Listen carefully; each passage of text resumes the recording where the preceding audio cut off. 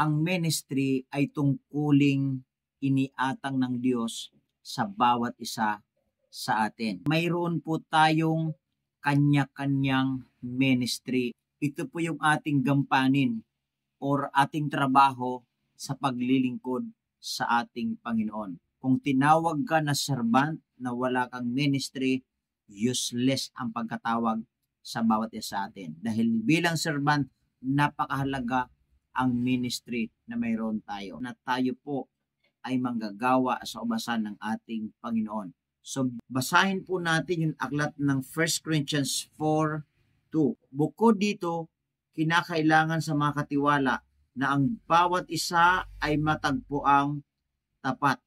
So, ang tawag ng Diyos ay hindi lamang sa tagumpay, kundi sa pagiging tapat sa Kanya. So, tayo as a Christian o as a minister o tayo bilang mga manggagawa sa ating Panginoon. Kapag nasa ministry tayo, ang una agad na ina-expect natin, i-bless tayo ng Panginoon.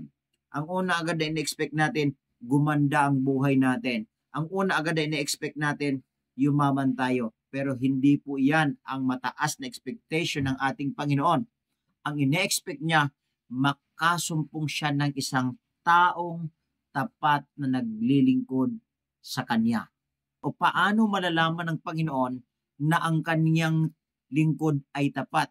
Ito po ay sa pamamagitan ng ating sinseridad. Bilang tao, kailangan tayo magkaroon ng maayos na relasyon sa Diyos.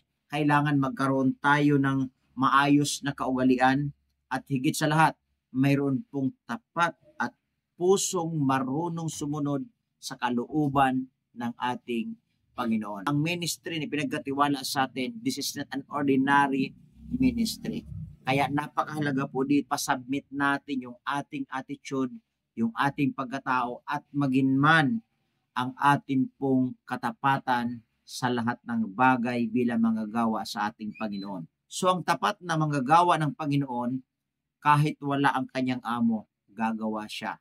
Ang tapat na manggagawa ng Panginoon, lahat na ginagawa niya ay ginagawa po na mayroon pagmamahal.